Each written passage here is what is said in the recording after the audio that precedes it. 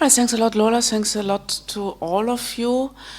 So now we open up for general discussion, as said before, in German or English, however you want to comment or ask. Da hinten. Could you raise your hand again, because I didn't, yeah, thank you.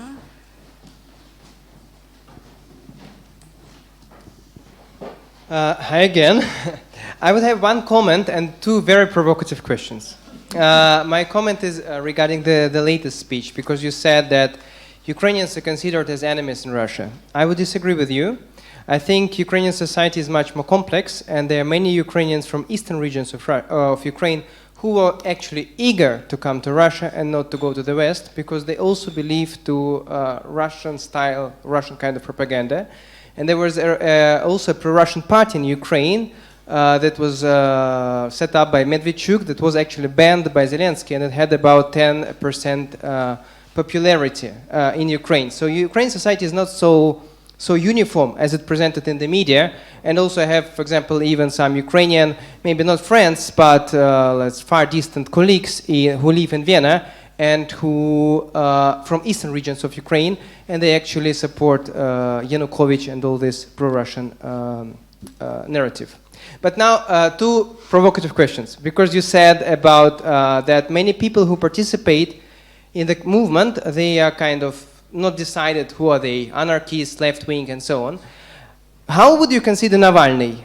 Do you think that he's a right-wing guy, or that he is a more central guy? And who do you think is the leader of a left-wing movement in Russia?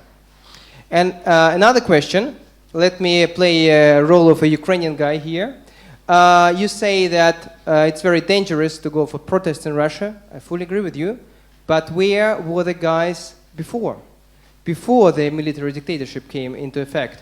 Because Ukrainians will tell you that they fought 2 times against their regime. 2004 they had Maidan, then 2014 they had a Maidan again. Where were Russians? There was only Bolotnaya in 2011 that did not bring to any drastic consequences. Thank you. Okay. Sorry if I'm too provocative. It's not at all provocative. I mean, I've heard these questions before, and I'm super ready to answer, and think my colleagues as well. So, I mean, I just want to comment on your comment a little bit. When I was saying that, you know, Ukrainian people are enemies of the Russian state, I meant how Putin presents it himself.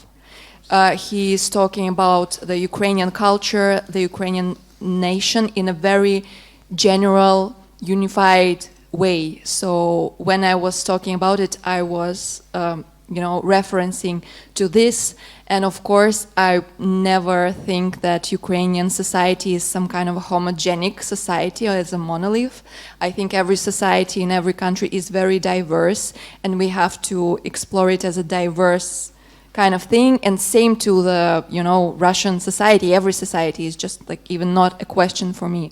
But if you ask me personally about Navalny, I can say that I personally was, and I'm still is, very critical about him due to his previous political views and due to his nowadays political views. Because for me, as a feminist activist, as a leftist anarchist, it's really critical that Navalny was involved in this alt-right kind of movements before. When he was young, it was like 10 years ago or something like that. He was an active participant of Russian March, a Nazi kind of event in Russia, alt-right kind of event in Russia. He was a protester going on the streets 10 years ago with this, you know, Nazi guys. And he was, you can find still on YouTube some like a joke kind of funny videos with him when he's making fun of migrants in a very rude and dangerous way. So he has this background. And I think as a politician, like his allies say that it is in the past and that he has changed. But I think that he had to put more effort and be way more clear about how he changed, and like he's, for example, anti-imperialist position if he has one. So for me, it was not clear enough. And again, I'm a white person from Russia, and I know that for people with migrant experience, for non-white people in Russia, it's a very critical thing, and I'm standing as an ally with these people. And I agree with them that the way Navalny's allies are talking about this subject is not enough. If he is not Nazi and not, critical towards migrants, and that he became way more leftist now, he have to be more vocal about it, and he have to do some actions about it. It's not enough to say somebody somewhere once in some interview that he changed. It's not enough. You have to make some actions and some series of, talks and events and actions as a politician. But now it's really hard to talk about it because he's in prison now. He is experiencing tortures now, and his life is in danger now. So for me, it's as well. I stand in solidarity with him as any political prisoner, but still I can be critical about his weird and problematic past, I think. I don't know what my colleagues would. Yeah, I would only add that Navalny should be understood as a political entrepreneur, right? He had this hypothesis that all this nationalistic mood will work out and will bring him political fruits, right? 10 years ago, he realized that it's not working the way he expected, and later on he turned left actually, and maybe that's a kind of wishful thinking because I'm left as well. But there is some kind of perception that Navalny became really dangerous when he embraced social issues.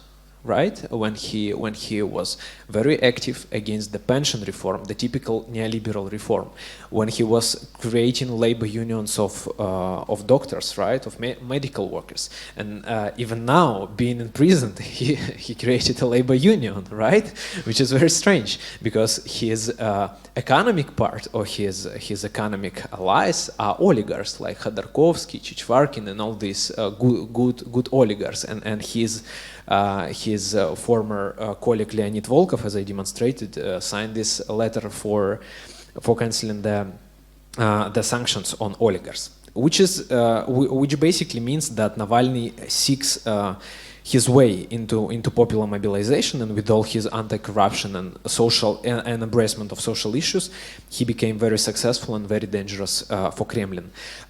As for the second question about, let's finish with the first. Go around and then go with the second. I think you said pretty much enough. I have nothing really to add. Yeah. Okay. I only have one thing to add. I think it's really wishful thinking to call Navalny like that he turned to left, maybe like a little bit, but he's still pretty liberal politician, and his team is a pretty liberal politician, and also politicians, and also for me as a person with a huge background in grassroots activist initiatives of all kinds, back when I was in Russia, a lot of leftist organization, a lot of feminist organization, during the protest initiatives, during different oppositional events, were feeling how the Navalny team were gatekeeping a lot in this field. So there was a lack of horizontal approach towards others, actors of the opposition from them. So it was very visible how Navalny wants to be a leader of his own, huge team of people actually who are working with him. And at the same time, his team wanted to lead all the opposition as well. So there was a lack of this, equal dialogue between the Navalny team and other leftists, liberal initiatives, youth initiatives, grassroots initiatives. And even when the full-scale war began, a lot of grassroots anti-war movements were, very critical about it, that Navalny team stands, in kind of a distance from many movements and doesn't get involved that much to, share their resources, to, balance a little bit this social capital, which they have a lot, and many of other movements who are very active, they don't have that much resources, that much connections, that much social capital. So, I won't say that he's a leftist. I think he's just a liberal guy with problematic past. Could it that we can take some questions more, but you still have one question which you didn't answer, but maybe try to be short that we can have a bit of discussion. But there's still this one question that you didn't answer about Yeah, sorry for this long answers. No, it's fine. About Ukraine, or you can now say that in Georgia they tried to pass this law of foreign agent, and look how great the protests were and how successful they were. Well, protest is one thing, opposition is one thing, but what we need to also focus on in order to understand the whole picture is the regime. How consolidated was the regime in Ukraine in 2014? Right? How consolidated was regime in Ukraine in 2004? Right? What's going on in Georgia? I would not characterize them with some strict terms, but I would just say that they were much more diverse and much less repressive than current Russian regime. Right? So if we focus on opposition, it doesn't give us much, because opposition operates within the given condition. And the second point about the conditions themselves. So Putin was autocratizing Russia very, very gradually, incrementally. He didn't kill Politkovskaya, Navalny, and Nemtsov by one shot, right? He rather were making this last for 3 decades, basically, right? Politkovskaya was killed in the 2000s, then Nemtsov in 8 or something years, and then the attempt of killing Navalny in 7 or something years. So it was very step-by-step process, and therefore it probably never was like a feeling that okay, and now this is the decisive moment when we should go and overthrow the regime. This is my perception, at least.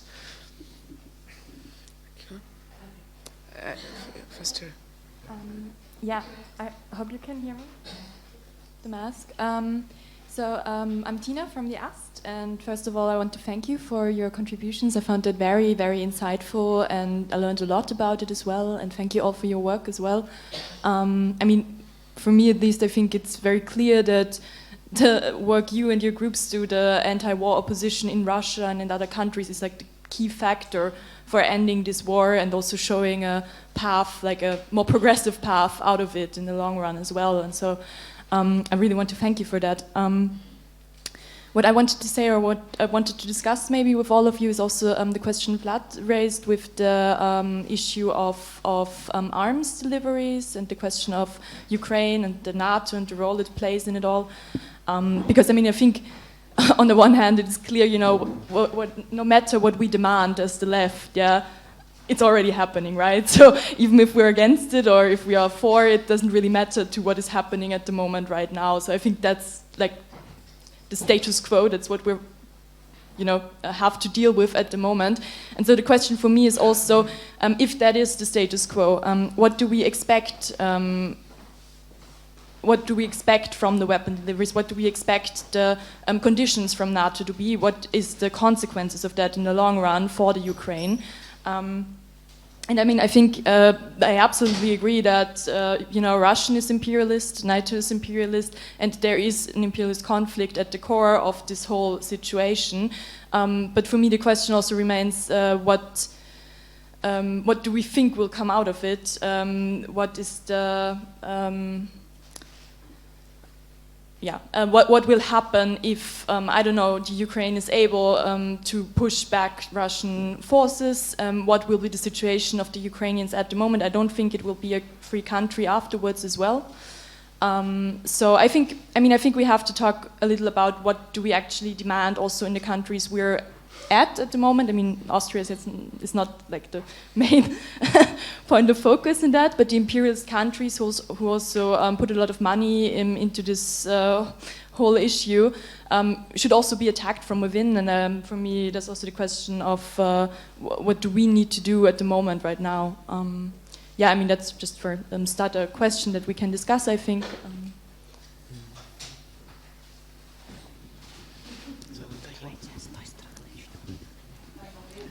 No, sorry. Just take the microphone and let the comrades answer. But keep the microphone. You are the next one. behalten Sie das und Sie sind die Nächsten, aber lassen wir zuerst die Genossen, Genossinnen antworten, bitte.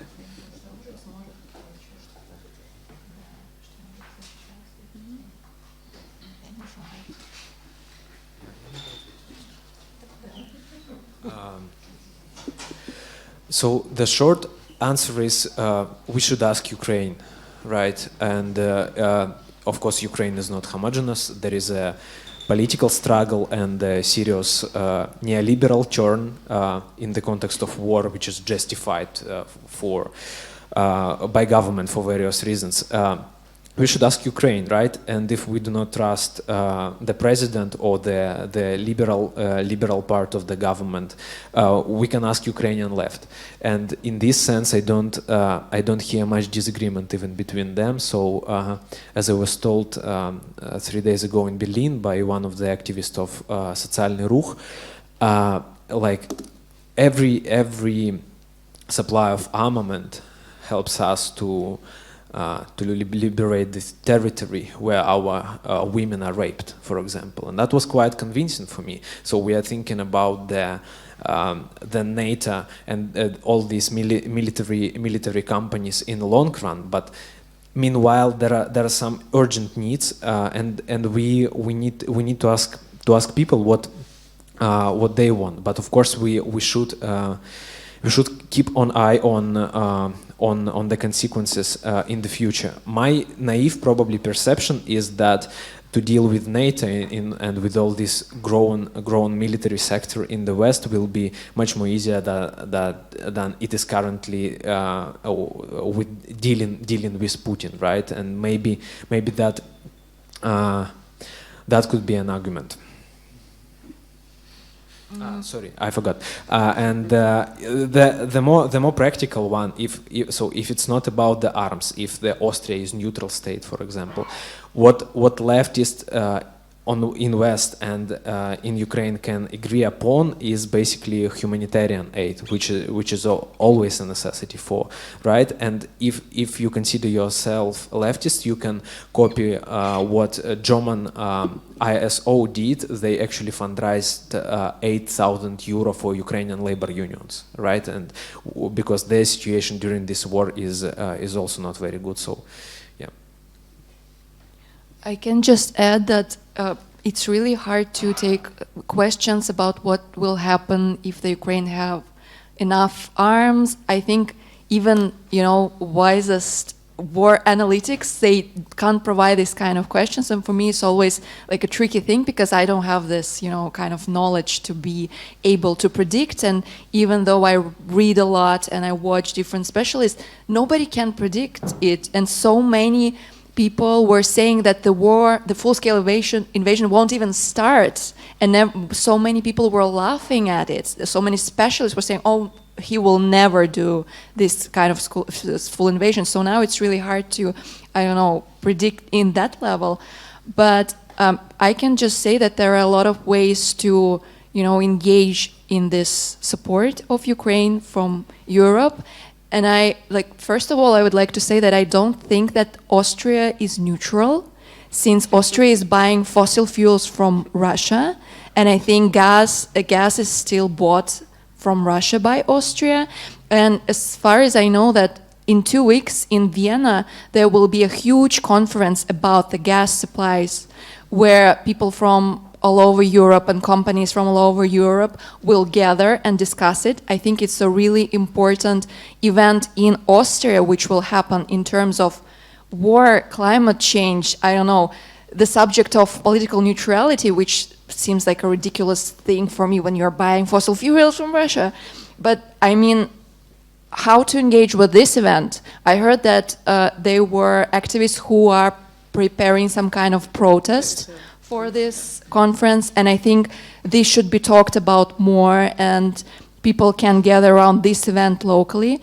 Still, I agree with my colleagues that we can donate to Ukrainian people still. We can provide humanitarian help, and there's still a lack of humanitarian help for people who left Ukraine and are refugees now in Europe and who stayed in Ukraine. So you can I mean, there are so many campaigns that you can donate a tiny bit and it will be help as well.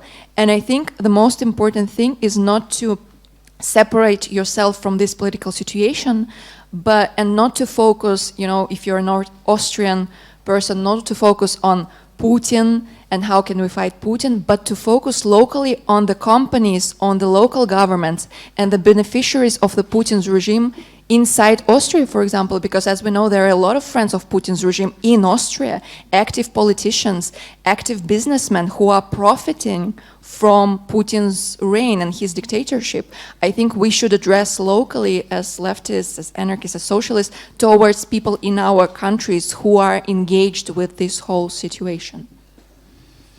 Just very briefly, if somebody's interested, there are these protest activities against this conference, including a conference as well, and it's in the internet under Power to the People. So if you put that in Google, you will probably find the song, but then you will also find the conference.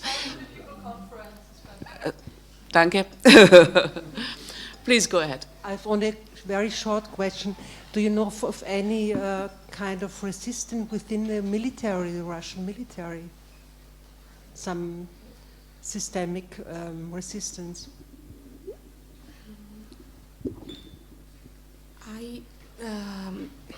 In military, you mean on the war in the field?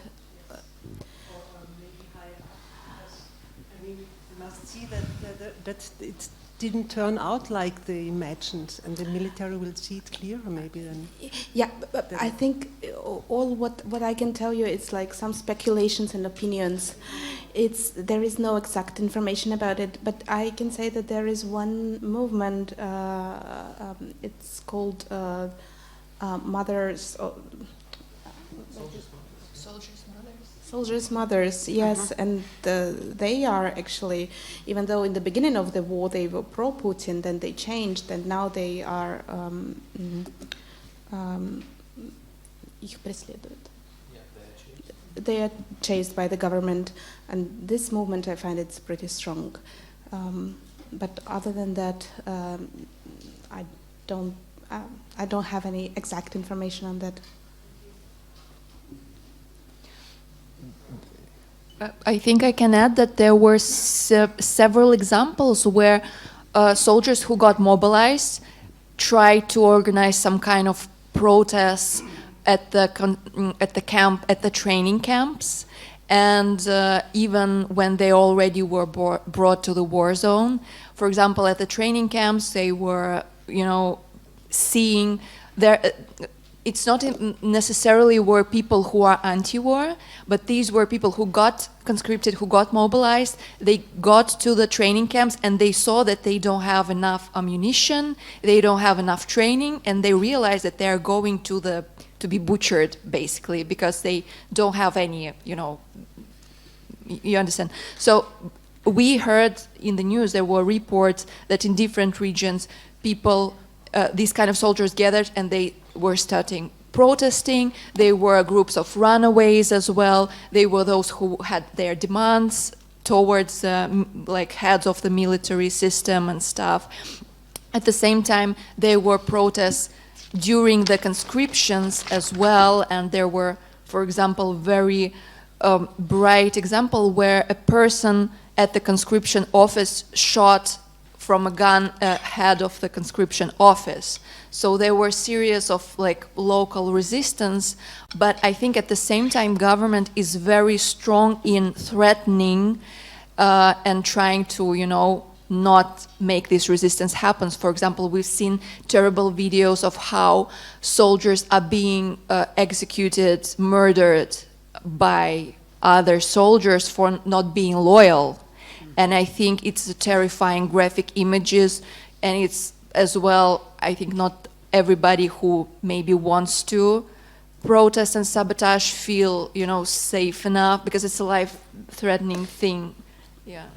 Another source of disagreement is inside the commandment, or specifically between the commandment of the Ministry of Defense and the private military company, right? They are constantly criticizing each other, and also under this umbrella of Ministry of Defense, there are some public exchange of critique, but so far it didn't lead to anywhere. So.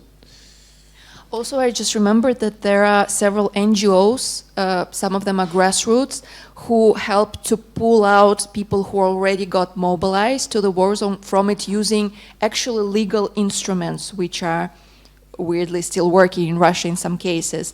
And those NGO report that if relatives of a person who got mobilized push a lot and try to use all the legal instruments, they actually succeed in bringing back from the military zone their loved ones. The problem is that most of the people, they don't know these tools. They don't know that there are organizations which exist to provide this kind of help, and or they just don't have hope that they can bring their loved one back, or they just don't want to. So, yeah.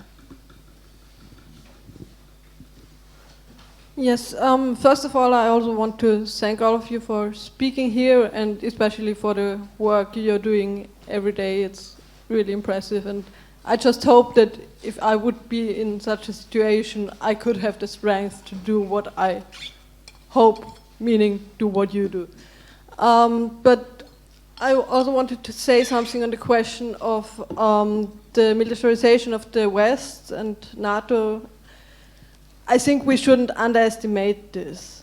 I think it's actually dangerous if we as the left say it's easier to have this under control, because obviously Putin is very openly reactionary, repressive, disgusting. The West seems more democratic, but I think we can see that the war in Ukraine we have right now is actually an effect of what you said, Russia becoming an imperialist power. As well, China is raising to be an imperialist power in the last couple of years, more and more. So what we see is a world which is already distributed by imperialist powers, and now we have these new imperialist powers wanting their piece of the cake. The old imperialist powers don't want to give away their pieces. So if NATO and the Western powers are now putting money and energy into militarization, they don't do this because of the reasons you feel, and I totally feel in my heart, meaning being in favor of people in Ukraine being able to defend themselves, defend their loved ones, and stuff like that. But that's not their fucking interest, sorry. That's not their interest. Their interest is actually to be able to defend their influence in the world order. And if we now, as the left, don't stand against militarization, but say in this context it's okay to put money into weapons, into armory, into soldiers, then this will develop further and further, and I think this will just develop into more conflict. And at some point we as well have to say, when this started, we were in favor. And as Tina said before, I think actually it doesn't make that much of a difference what we think and say now, but in the long run, what we do now, why we are sitting here, why we are having this struggle, is because we hope that someday it counts what we do even and what we start doing now. So therefore I think it's actually now the day to say humanitarian aid is important. Open the borders to all refugees from Ukraine, from Russia. And elsewhere. And elsewhere, yes, obviously. But especially, for example, open the borders for people, for Russian soldiers who don't want to fight this war. This is a good way to end this war. But don't put any cent into militarization. Okay, yeah, I mean, we can disagree, but if there is a common ground, which I think there is some, if we are ready to join our efforts and to press European Union to open borders for the people who are the most affected by this war on both sides, yeah, I mean we can lead a campaign together. I mean, yes, and it's unfortunate that we can't agree on this armament issue, but we have other common ground. So yeah, absolutely. No, you are the speaker. I just wanted to put another question. Okay, I just wanted to say that it's also hard to discuss this like, should we not arm the Ukraine, or should we arm the Ukraine without like Ukrainian speakers here? It seems a bit weird for me personally, but as what I've heard from Ukrainian activists and Ukrainian resistance, that they had as well a lot of discussion from European people and from people from the West about the demilitarization and arming and stuff, and they never hear the alternative for this. Okay, if we will not get armed, how should we act here and now, where people, these soldiers are coming with a lot more guns and raping and murdering and executing our peaceful citizens? Like, okay, it's great to talk, and I personally am pro-demilitarization worldwide, but right now I can't understand how to, protect, how Ukrainian people can protect themselves, their families, their land, I don't know, without weapons. And it was really important for me to hear what another Ukrainian activist said, that there's also a difference what kind of weapons we're talking about, because there are a lack of defensive weapons as well, a lack of weapons which are not considered, to bomb cities in Russia, but are considered to, explode the rockets that are coming to the Ukrainian side. So there's a lot of, nuances towards this. And as well, I had a friend who, the only friend that I have, like a close friend, a feminist activist from Berdyansk, she got stuck there last year. She ran away from Kharkov and to Berdyansk, and then Berdyansk got occupied, and she was caught in the occupation. And she tried to escape Berdyansk for many, many weeks, and it was a terrible situation there.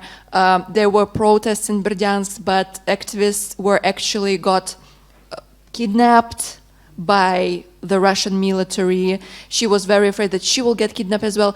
So she couldn't wait for the green corridor, and she had to, ride in a car through under the, bullets in a very unsafe space. And I was texting her before her trip, like, okay, do you have any protection, like vest or help? And she said, are you kidding me? Even not all the soldiers have it. And for me, it was a crazy thing, because at the same time, it's about this idea of should we arm or should we not arm, because arms are not about also about guns, but about protection, ammunition, and all these different nuanced things. So yeah, for me, it's really difficult questions to discuss without Ukrainian people. So yeah. Yes, I guess we should have maybe another discussion also.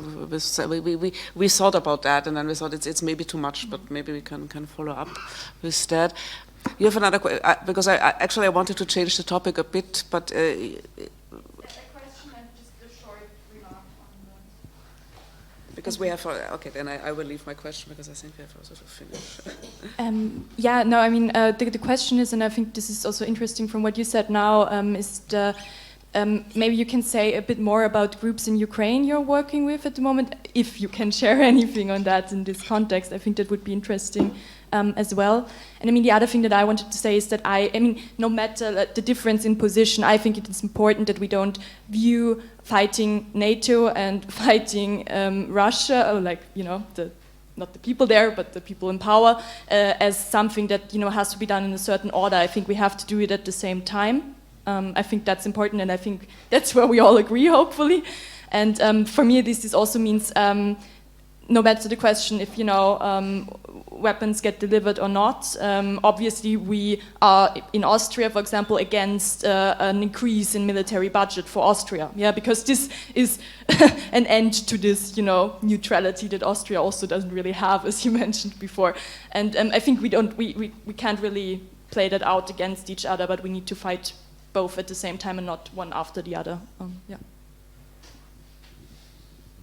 Good, and I would maybe, as a last answer, and maybe also if you have other remarks about this question about Ukrainian groups, then I think we should wrap up, and maybe we can follow on discussing in smaller groups or whatever. But I mean, the group that we are in contact is Социальный рух.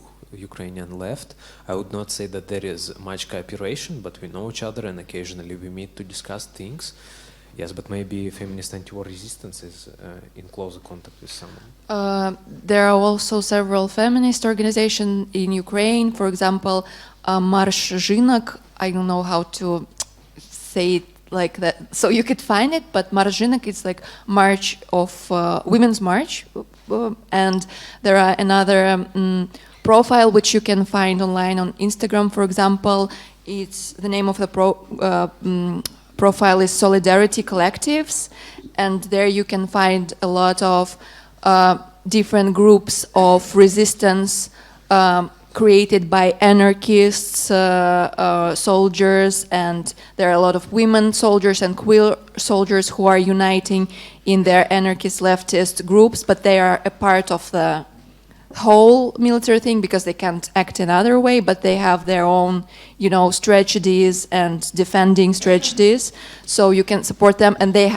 need a lot. They are in help of, you know, ammunition. Not, if you prefer not to support guns and stuff, you can support, you know, helping with helmets and vests and medicines and protection, which is, I think, very important.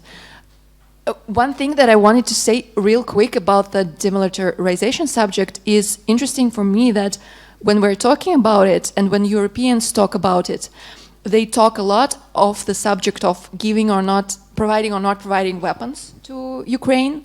But why won't we put that much attention towards the subject of fossil fuels? Because buying fossil fuels from Russia equals militarizing Russia, because money from fossil fuels are taken for the military operation by Putin. So, you know, like buying fossil fuels from Russia actually means financing Russian aggression in Ukraine, because where did Putin get all this money for all this war stuff? From fossil fuels that he sold to a lot of European countries. And I think if we really want to dig into this subject, we should put more spotlight on this as well, because I think there were a lack of this kind of angle towards the militarization subject. Okay, thank you. I think now I'm envisaging 2 follow-up events. One would be with Ukrainian comrades. The other thing, because this is something but I think it's really too late now, is about what we can do together with all the initiatives that you mentioned now and how we can link these initiatives, also the initiatives here, but I think this makes up a whole new event that maybe we cannot have now. We can still have discussions here. So if there are no further urgent questions or comments, I would ask the comrade. Sorry? Yes. Wilfried, okay. Only 2 questions. One,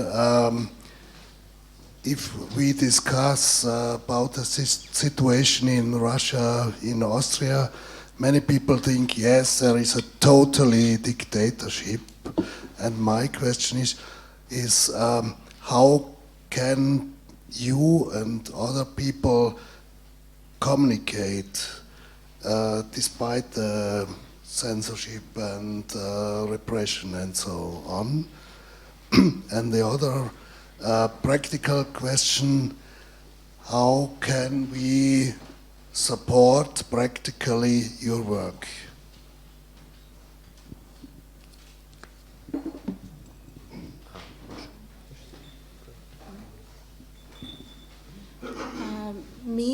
I speak here with an open face because I decided that I will not go back.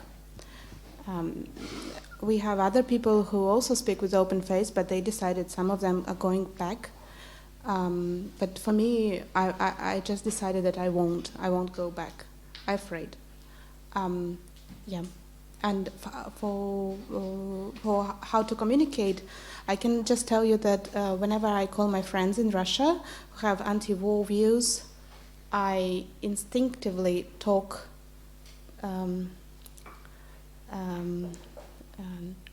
тише, like lower, in a lower voice, and because I'm afraid for their safety.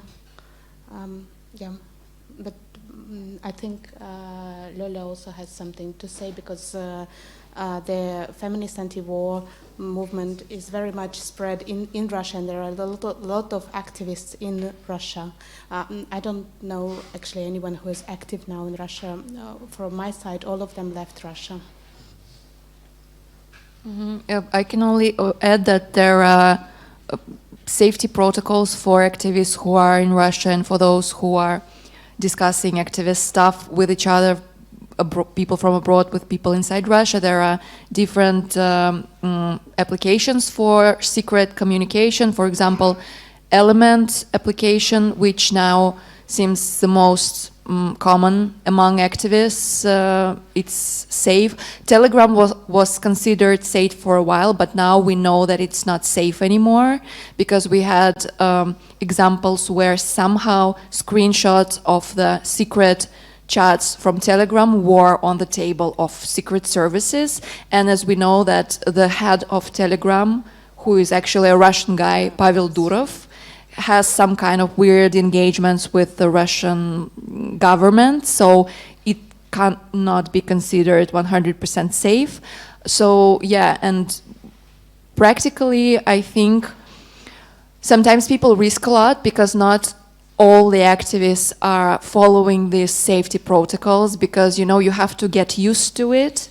And not people have, you know, sometimes they don't have enough energy and resources to dig into safety protocols to practice them. This is another kind of problem. So we have to educate one another all the time and remind ourselves that, okay, this application is not safe. You can't use your regular phone number.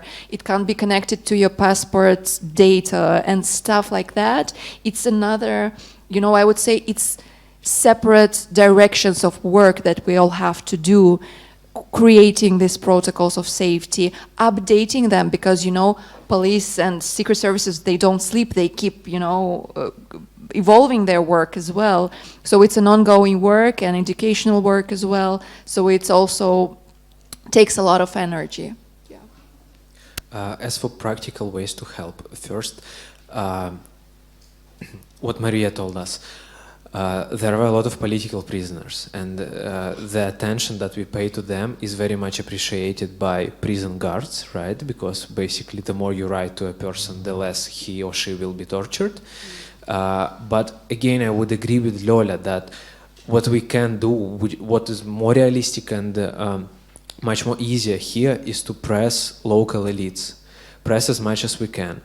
In two terms at least, in terms of visa issues, right? In terms of borders, and in terms of money. So again, as I said, Russian elites keep their money here, and what we can do is basically redistribution of this money to people whom they belong, right? So I would say that it is very difficult to explain, like, and to elaborate ways how you from here can be actively helping there in Russia, but we can do a lot of work here. And basically, with Russians Against War, with this anti-war Russian community, we are mostly concentrating on charity projects and on symbolic projects, on meetings and protests. But there are no political claims, there are no economic claims. And if we can cooperate again about the issues of borders and the issues of Russian elites who enjoy their life and money here, we can achieve a lot, I think.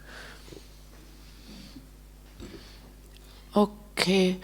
I would suggest with regard to this question of visa regimes and refugees, I mean, this is something for people who are interested in that. I mean, we have really good networks with regard to refugees, not from Russia, but generally speaking.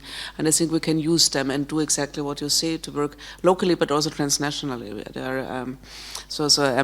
As some of you know, I have been an activist in this field for like more than 10 years now, intensely. So this is something we could do, and I would be very much in favor to do that. Without a lot of hope when we talked about Austria, but that's another story, but still one should do it. Okay, then I try again somehow to finish here. Before we finish, I would ask the comrades from AST, because you wanted to make an announcement of an event or whatever it is. Yes, not talking about weapons anymore, but talking about other problems. I just want to invite you to another panel tomorrow in 2 weeks, which will be about climate crisis and trade unions. And there will be obviously trade union activists and climate activists be on this panel talking. The panel will be in German, but we can arrange translation if English language people are interested in coming. Yes, it will be tomorrow in 2 weeks, so it will be Friday the 31st at 6 p.m. in Ammerling House, right around the corner. And if you don't note this by me saying it once, feel free to come to me afterwards to repeat it. Okay, thanks a lot.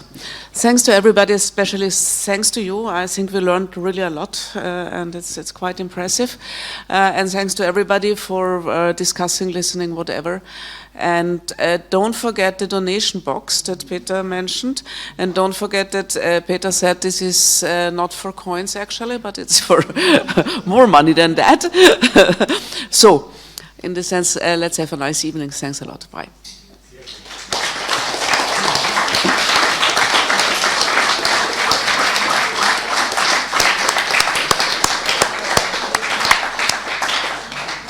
Great, guys. Thanks a lot. Thank you. Really, let's do something about, if you want, about this visa regime thing, I mean, and refugees.